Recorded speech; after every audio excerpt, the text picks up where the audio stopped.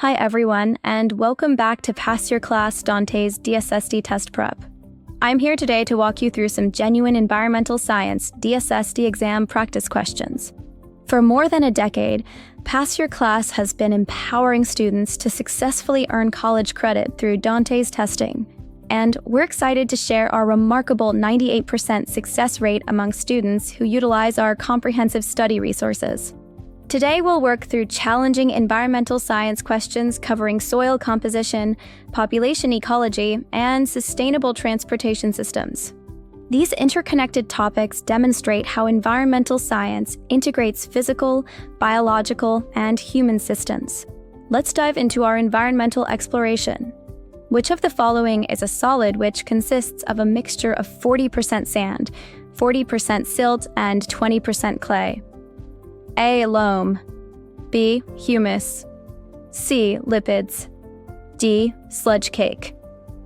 The correct answer is A. Loam. Loam represents the ideal soil composition for most agricultural and gardening purposes, consisting of this specific balanced mixture of 40% sand, 40% silt, and 20% clay. This composition creates optimal soil properties by combining the advantages of each particle size. Sand provides excellent drainage and aeration, preventing waterlogged conditions that can harm plant roots. Silt contributes nutrient retention and moderate water-holding capacity, while clay adds cation exchange capacity for holding nutrients and provides structural stability. Loam's balanced composition creates the perfect environment for plant growth.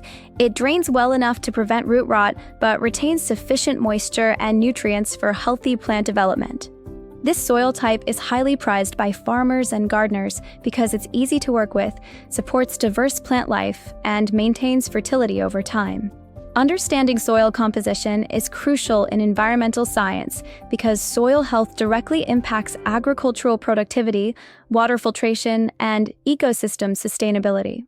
The maximum population that an area can support is called A. Carrying capacity. B. Birth rate. C. Biodiversity rate. D. Biome mass. The correct answer is A. Carrying capacity.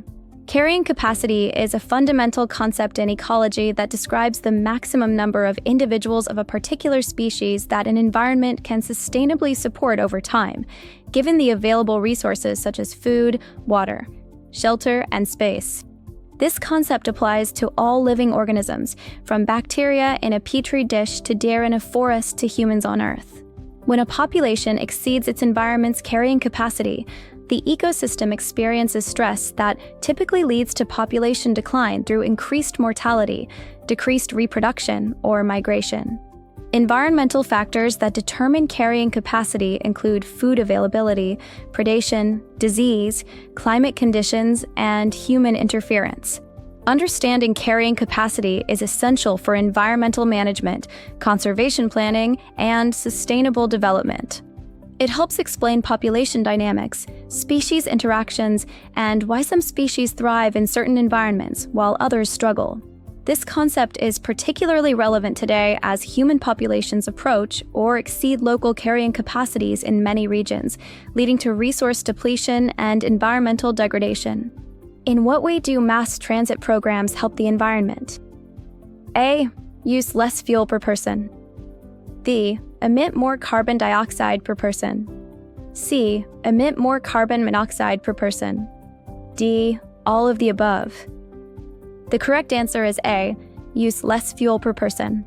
Mass transit systems provide significant environmental benefits by dramatically reducing fuel consumption per person compared to individual vehicle use. When calculated on a per-passenger basis, buses, trains, and subway systems use substantially less fuel than private automobiles because they transport many people simultaneously using shared infrastructure and vehicles. This efficiency translates directly into reduced greenhouse gas emissions, including both carbon dioxide and carbon monoxide, making answers B and C incorrect. For example, a fully loaded bus can replace 40 or more individual car trips, while a train can carry hundreds of passengers using far less energy per person than if each traveled by car. Mass transit also reduces traffic congestion, which decreases idling time and stop-and-go driving that wastes fuel and increases emissions. Additional environmental benefits include reduced need for parking infrastructure, decreased urban air pollution, and lower overall resource consumption for transportation infrastructure. These systems represent a crucial strategy for sustainable urban development and climate change mitigation. Excellent work navigating these environmental science Dantes practice questions. You've just explored essential concepts that illustrate the complex relationships between physical systems, biological processes, and human activities in environmental science. These questions offer just a glimpse of the comprehensive environmental content covered on the actual DSST examination. For thorough preparation spanning all critical areas, including ecosystem dynamics, pollution and remediation, climate science, natural resources management, environmental policy, and sustainability principles, Pass Your Class provides complete study guides featuring extensive practice questions, scientific principles, and real-world case studies to help you understand the interconnected nature of environmental challenges and solutions.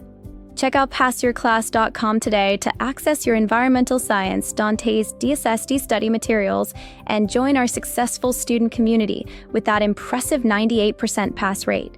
Thanks for exploring environmental science with us today, and we're confident you'll achieve outstanding results on your DSST examination.